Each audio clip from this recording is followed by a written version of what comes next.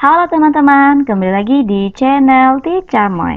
Pada video kali ini kita akan melanjutkan materi tentang PHBS, yaitu perilaku hidup bersih dan sehat, yang merupakan sekumpulan perilaku yang dipraktekkan atas dasar kesadaran sebagai hasil pembelajaran, yang menjadikan seseorang, keluarga, kelompok, atau masyarakat mampu menolong dirinya sendiri dalam artian mandiri di bidang kesehatan dan berperan aktif dalam mewujudkan kesehatan masyarakat.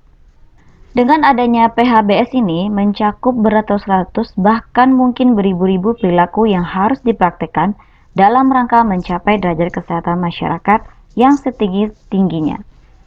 Sehingga di dalam bidang kesehatan, terutama untuk kesehatan ibu dan anak, serta keluarga berencana harus dipraktekkan juga perilaku PHBS ini seperti meminta pertolongan persalinan oleh tenaga kesehatan, menimbang balita setiap bulan, imunisasi lengkap bayi, serta menjadi akseptor keluarga berencana, dan lain-lain yang nantinya akan kita bahas lebih lanjut. Untuk konsep tatanan dalam PHBS ini memiliki faktor-faktor individu, lingkungan fisik, dan lingkungan sosial berinteraksi dan menimbulkan dampak terhadap kesehatan. Oleh karena itu, suatu tatanan merupakan suatu tempat di mana manusia secara aktif memanipulasi lingkungan sehingga menciptakan dan sekaligus juga mengatasi masalah-masalahnya di bidang kesehatan. Jadi setiap tatanan memiliki kekhasannya masing-masing, sehingga untuk menerapkan PHBS harus disesuaikan untuk masing-masing tatanan. Mari kita lihat. Terdapat 5 tatanan di PHBS. Yang pertama adalah tatanan rumah tangga, 2 tatanan institusi pendidikan, 3 tatanan tempat kerja, 4 tatanan tempat umum, dan 5 tatanan fasilitas kesehatan. Namun, untuk melihat keberhasilan pembinaan PHBS ini, taktik PHBS yang diukur adalah yang dijumpai di tatanan rumah tangga, dengan 10 indikator untuk sebuah rumah tangga dalam mempraktikkan PHBS. Dari 10 indikator ini merupakan sebagian dari semua perilaku yang harus dipraktekkan di rumah tangga dan dipilih karena dianggap mewakili atau dapat mencerminkan keseluruhan perilaku. Tatanan tempat kerja, tatanan fasilitas pelayanan kesehatan, tatanan institusi pendidikan, serta tatanan tempat-tempat umum dipengaruhi oleh tatanan rumah tangga, dan sebaliknya juga tatanan rumah tangga dipengaruhi oleh tatanan lain sehingga saling berpengaruh antar tatanan dalam PHBS. Di dalam pencegahan dan penanggulangan penyakit, penyehatan lingkungan, kesehatan ibu dan anak, keluarga berencana, gizi, farmasi, serta pemeliharaan kesehatan harus mencakup semua perilaku dan harus dipraktekkan agar semuanya dapat dikendalikan. Kita bahas satu persatu, yaitu PHBS tatanan di rumah tangga. Perlu dilakukan di seluruh rumah tangga agar tercapai Indonesia sehat. Yang pertama, indikatornya adalah lakukan persalinan ditolong oleh tenaga kesehatan. 2. Memberikan bayi ASI eksklusif. 3. Menimbang balita setiap bulan. 4. Menggunakan air bersih. 5. Mencuci tangan dengan air bersih dan sabun. 6.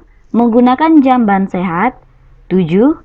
Memberantas jentik di rumah sekali seminggu. 8. Makan buah dan sayur setiap hari. 9. Melakukan aktivitas fisik setiap hari minimal 30 menit.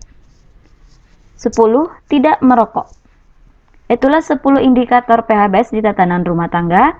Yang poin indikator 1, 2, dan 3 terkait dengan kesehatan ibu dan anak. Indikator 4, 5, 6, dan 7 terkait dengan kebersihan lingkungan dan harus dipraktekkan di seluruh tatanan rumah tangga. Sebelum kita lanjut PHBS tatanan di sekolah, bagi teman-teman yang baru bergabung di channel ini, jangan lupa like, subscribe, dan share ke semua media sosial yang kamu punya. Kita lanjut PHBS tatanan di sekolah. Yang pertama adalah cuci tangan pakai sabun dan air bersih. 2. Buang dan pilah sampah yang kita hasilkan. 3. Jajan di kantin atau warung sekolah. 4. Mengikuti kegiatan olahraga secara rutin. 5. Bebaskan dirimu dari asap rokok. Timbang berat badan dan ukur tinggi badan setiap bulan. 7. Buang air kecil dan buang air besar di jamban. 8. Bebaskan sekolah dari jentik nyamuk. Selanjutnya, PHBS di tatanan tempat kerja. Yang pertama adalah kurangi menggunakan plastik atau styrofoam untuk wadah makanan. 2. Letakkan sampah di tempatnya. Maksudnya adalah pisahkan antara sampah basah, sampah kering, dan sampah berbahaya. 3. Tidak merokok di dalam ruangan. 4. Manfaatkan kertas bekas. 5. Minimalkan penggunaan kendaraan pribadi ke kantor atau maksimalkan penumpang dalam satu mobil. 6. Beraktivitas fisik sekurangnya 30 menit tiap hari. Jika di kantornya terdapat lift, maka sebaiknya kita menggunakan tangga jika lantai yang kita tuju tidak terlalu jauh, misalnya ke lantai 2 atau kita ke lantai 3. 7. Cuci tangan pakai sabun sesering mungkin, misalnya sebelum makan, setelah buang air besar dan setelah buang air kecil, setelah makan, kemudian setelah memegang benda-benda umum yang biasa dipegang.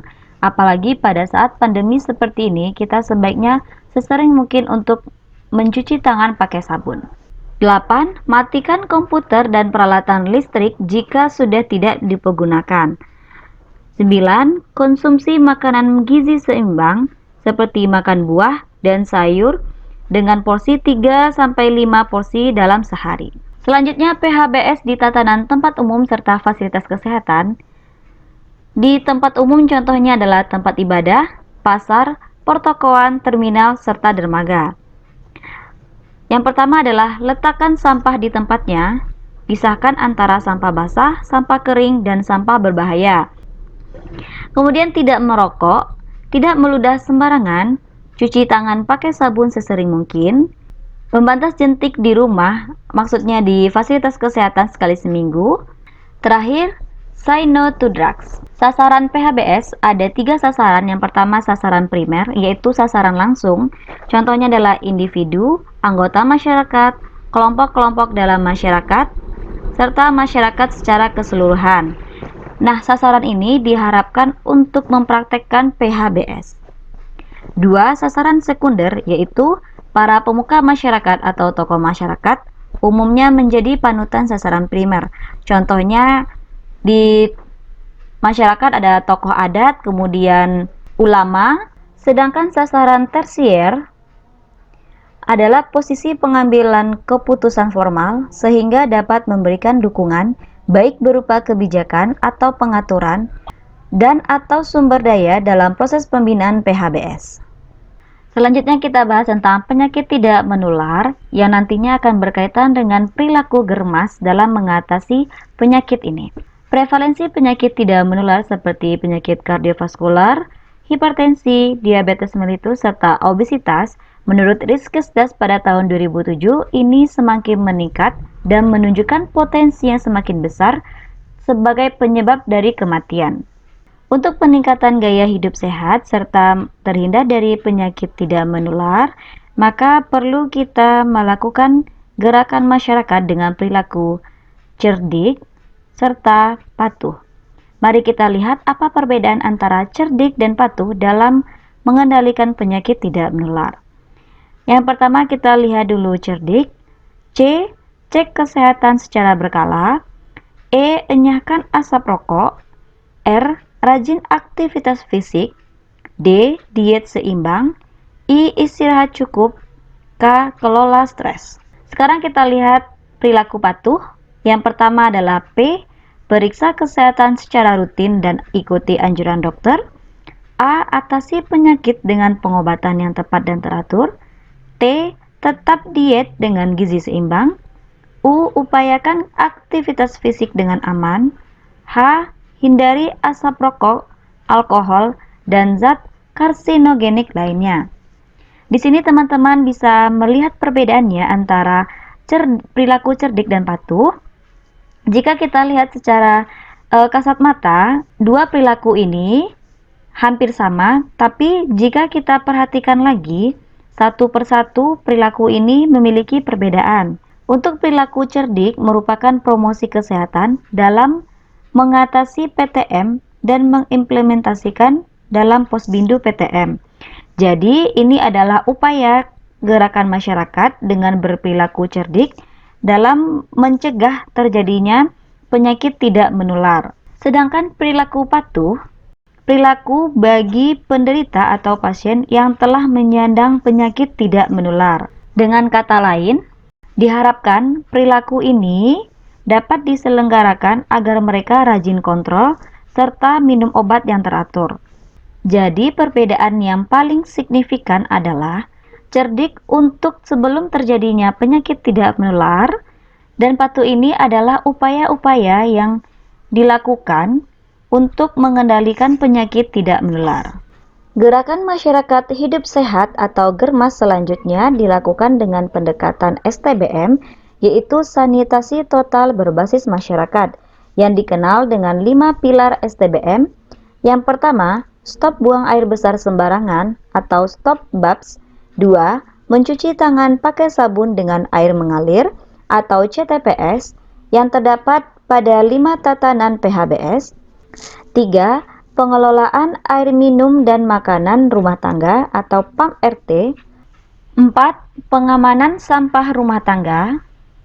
5. Pengelolaan limbah cair rumah tangga, contohnya air dan sanitasi, yang merupakan kebutuhan utama masyarakat dan sangat penting guna terpenuhinya kualitas air minum serta sanitasi yang layak. Komponen dasar dari STBM yang pertama adalah perubahan perilaku, 2. Peningkatan akses sanitasi yang berkelanjutan, 3. Pengelolaan berbasis masyarakat yang berkelanjutan, 4. Dukungan institusi kepada masyarakat. Outcome yang diharapkan adalah menurunnya kejadian penyakit diare dan penyakit berbasis lingkungan yang berkaitan dengan sanitasi serta perilaku melalui penciptaan kondisi sanitasi total. Oke, itulah pembahasan terkait materi GERMAS yang dapat teman pelajari, yaitu PHBS, perilaku cerdik dan perilaku patuh dalam mengatasi penyakit tidak menular, kemudian STBM yang berkaitan dengan sanitasi dan lingkungan.